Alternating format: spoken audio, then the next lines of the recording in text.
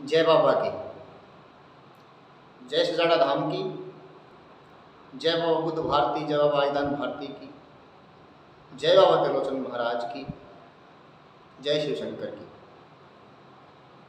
भक्तजनों,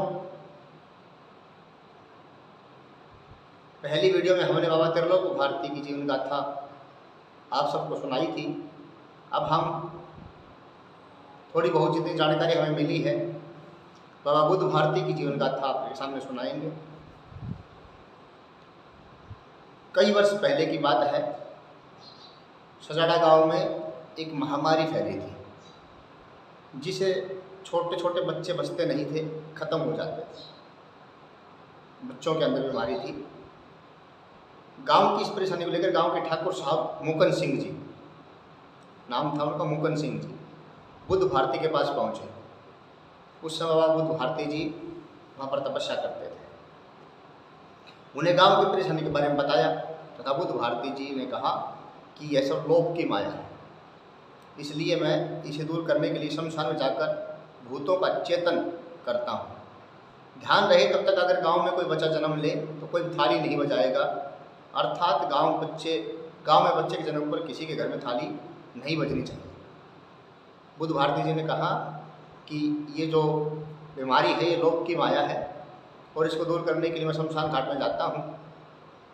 वहाँ मैं भूतों को जीवित करूँगा या उनको जैसे चेतन करूँगा भूतों को, और उस समय तक अगर गांव में कोई बच्चा जन्म ले तो आप थाली मत बजवाना।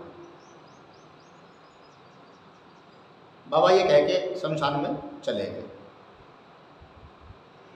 भूतावली जागृत कर रहे थे कि उसी समय गांव में एक बच्चे ने जन्म लिया।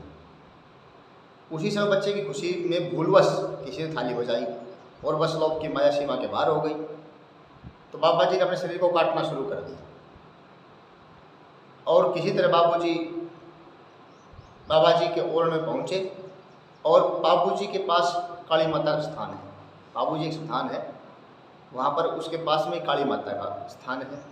वहाँ पर बाबा जी ने थोड़ा विश्राम करके गांव में पहुँचे और ठाकुर साहब को कहा कि मुझे तुरंत जीवित समाधि लेनी होगी, और समाधि खुदाकर बाबा समाधि लेने के लिए तैयार हो गए। समाधि लेने से पहले सबसे यह कहा कि समाधि को कोई भी वापस खोदना नहीं। यहाँ पर पीढ़ी दर पीढ़ी ऐसे साधु महात्मा होंगे, वह इस गांव में नव निधियाँ कर दूंगा। इतना कहकर बाबा जी लगभग 150 वर्ष पहले जीवित समाधि ले ली। और समाधि लेने के कुछ समय पश्चात एक सजाड़ा गाँव का आदमी भटिंडा से आ रहा था, तो उसको दर्शन दिए और बातचीत की। वह आदमी गांव में आया और गांव के लोग समाधि पर इकट्ठे तो थे ही, और उस आदमी को ध्यान नहीं था कि बुद्ध भारती जी ने समाधि ली।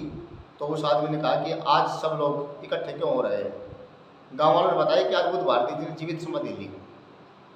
तो उस आदमी ने बोला कि मैं भटिंडा गाँव से आ रहा था तो बुद्ध भारती जी मुझे मिले थे और बुद्ध भारती पर विश्वास नहीं हुआ, और बुद्ध भारती जी समाधि लेने से पहले कहा था कि खोदना नहीं है।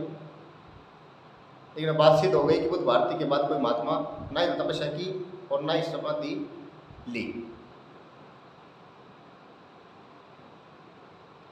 समाधि लेने कुछ वर्षों पश्चात सजाड़ा गांव में मोर कंवर को बाबा जी ने दर्शन देकर कहा कि मांगो तुम्हें क्या चाहिए। तो उन्होंने कहा कि बाबा जी आपकी कृपा से मैं आनंद मंगल में हूँ, लेकिन एक बात की कमी है। तो बाबा जी ने कहा कि बोलो। तो मोर कंवर कहा गोवर्धन सिंह के पुत्र होते हैं लेकिन वे जीवित नहीं रहते। तो बाबा जी ने हुक्म दिया कि इस बार जो पुत्र होगा उनका नाम भारत सिंह रखना। मैं भारती हूँ, बाबा जी की कृपा से आज उनके 3 पुत्र हैं। एक का नाम भारत सिंह है, दूसरे का सावत सिंह है, तीसरे पुत्र का नाम भगवान सिंह है। आज बाबा जी की समाधि पर जो श्रद्धालु सच्चे मन से फेरी लगाते हैं उन सब का बाबा कष्ट निवारण करते हैं। इतने वर्षों के पश्चात बाबा त्रिलोचन भारती जी कैंसर रोग से पीड़ित नरसिंह भारती जी को सपन में दर्शन देते हैं। नरसिंह भारती जी ने सभी गांव निवासी को इस बात की जानकारी दी कि यह चमत्कार हुआ है, और नरसिंह भारती जी सबको बताया कि उन्हें सपन में त्रिलोचन भारती जी ने कहा कि तुम रीढ़ नाड़ी के पड़ पर 5 फेरी देना, और फेरी देने से अनेक लोगों के रोग दूर हो गए। तो आपने देखा कि बाबा ने सबसे पहले तो ये कहा कि भाई मैं इस महामारी को रोकने के लिए शमशान में जाता हूँ, तपस्या करता हूँ, लेकिन तब तक आप थाली मत बजाना अगर कोई बच्चा जन्म ले तो। लेकिन गांव वालों ने उनकी इस बात को नहीं माना और गलती करनी चाहिए इसे आप भाग्य कहें। चाहे जानबूझ के, लेकिन लोगों ने गलती करी, जिसके बदले में बाबा ने अपना शरीर काटना पड़ा और त्यागना भी पड़ा, जीवित समाधि लेनी पड़ी। फिर उन्होंने ये कहा कि आप इसको खोदना मत, लेकिन लोगों ने उनकी बात को न मान करके और उस समाधि को खोद दिया, जिससे कि अब उस गांव में आगे वो परंपरा नहीं चल पाई, साधु संत की और जन्म नहीं ले सके। नहीं तो बाबा ने कहा था कि यहाँ और महापुरुष जन्म लेते रहेंगे और आप इस समाधि को खोदना मत। तो हमें महापुरुषों की बातों का विश्वास करना चाहिए और उनका सम्मान करना चाहिए। इसी के साथ पुनः आप सभी भक्तों को जय बाबा की, जय बाबा त्रिलोक भारती जी महाराज की, जय आयकर भारती महाराज की, जय बुद्ध भारती महाराज की, जय शिव शंकर भोलेनाथ की। ओम नमः शिवाय।